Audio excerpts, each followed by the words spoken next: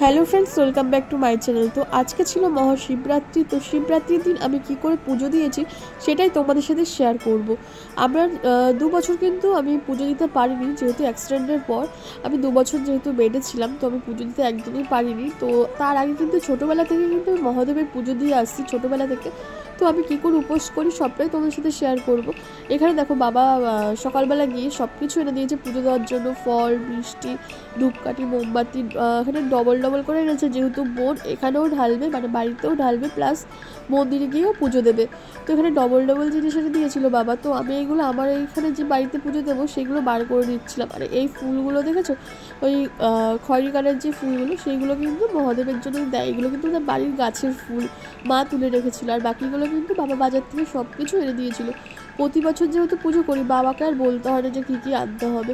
আর এই ফুলগুলো নাকি দিতে হয়, মা পেরে রেখে দিয়েছিল। আমি তো প্রথমবার দেখলাম, আগে কখনো দিইনি। তো আমি এখানে ফল কাটছিলাম, সন্ধ্যে হয়ে গেছিলো। তো 8টার সময় যেহেতু লাগবে, আমি আস্তে আস্তে সব কিছু করতে লাগছিলাম।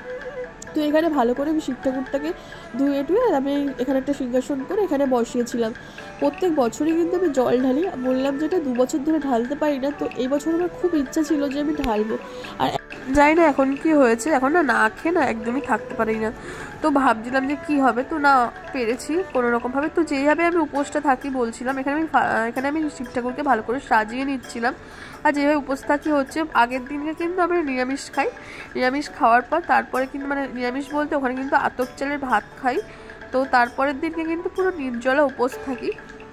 তো তারপরের দিনও কিন্তু আমাদের নিরামিষ চলে যতক্ষণ না ছাড়িয়ে যায়। তো যাই হোক, আমি এখানে সমস্ত কিছুতে সুন্দর করে সাজিয়ে নিচ্ছিলাম ঠাকুরকে।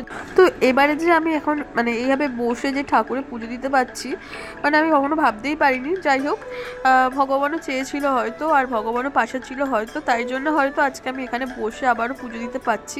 প্রত্যেক বছর 2 বছর ধরে ভাবতাম যে আমি হয়তো আর কিছুই পারবো না, বা কখনোই আর কিছু করতে পারবো না।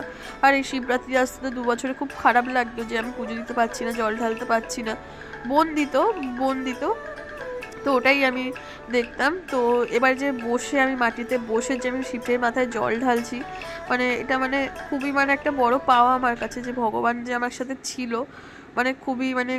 যাই হোক, আমি যে শিবের মাথায় জল ঢালতে হয় সেইগুলো আমি করছিলাম, ঘি মাখিয়ে নিচ্ছিলাম, মধু মাখিয়ে নিচ্ছিলাম। আর কীভাবে না কী কবে কথা বলতে আমি সেভাবে না অতটা ভালো করে বুঝি না।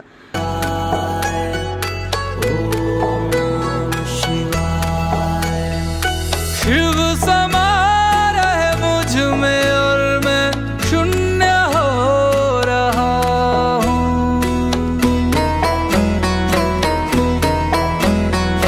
शिव समा रहे मुझ में और मैं शून्य हो रहा हूँ।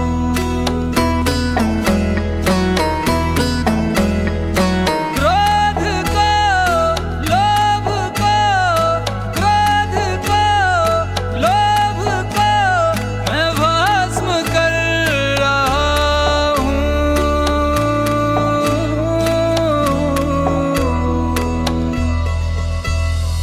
शिव समा তারপর এখানে আমার বোন রেডি হয়ে গেছিলো, মন্দিরে যাবে পুজো দেওয়ার জন্য। তো এখানে কিন্তু বাড়ির ঠাকুরকে আগে মাথায় জল ঢেলে তারপরে কিন্তু যাবে। আর এই 2 বছর ধরে কিন্তু আমার বোনই বাড়িতে সুন্দর করে গুছিয়ে কিন্তু ঠাকুরকে পুজো দেয়। তো দেখো, এখানে ফল টল কেটে আমি সুন্দর করে ঠাকুরকে সাজিয়ে দিয়েছিলাম। আর এখানে 2টো মোমবাতি জ্বালিয়ে দিয়েছিলাম। আর এখানে ছিল জাস্ট ছোট্ট করে আমি যেটুকু পারি সেইটুকু ভাবেই কিন্তু আমি ঠাকুরকে পুজো দিয়েছিলাম। যেটুকু আমার সব বোন কিন্তু আমাকে প্রচুর হেল্প করেছিল করার জন্য। আর বোনেরই করার কথা ছিল, বোনের যেহেতু রাত হয়ে যাচ্ছিলো পুজো দেওয়া, মন্দিরে পুজো দিতে যাবে বলে। তো ওইখানে তাই জন্য আমি এখানে খুব গুছিয়ে গাছিয়ে নিয়েছিলাম। হয়তো ভগবানও আমাকে বলেছে না হয়তো কর তুই, কারণ হচ্ছে আমি নিচে না বসতে এখনও সেইভাবে পারি না। তো এইভাবে আমার বোনকে ধরে ধরে বসেছিলাম। আর ওঠার সময় এত কষ্ট হচ্ছিল, বোন তো উপোস করা ছিল, বোনকে ধরে উঠতে গিয়ে বোনও পড়ে যাচ্ছিল। যাই হোক, ভগবান যেটা চায় সেটা তো হবেই, তাই না? আর আমি খুব হচ্ছে মানে কি বলবো, মানে আমি যে এতটাই মানে যে ভালো লাগছিল যে মানে 2 বছর পর যেভাবে বসে পুজো দিয়েছি। যাই হোক, গুছিয়ে তো কথা বলতে পারি না।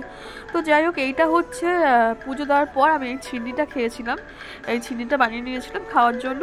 তো এইভাবেই কেটেছিল আমাদের শিবরাত্রি। তো অনেক ভিডিওটা যদি ভালো লেগে থাকে তো চ্যানেলটাকে একটা সাবস্ক্রাইব করে দিও।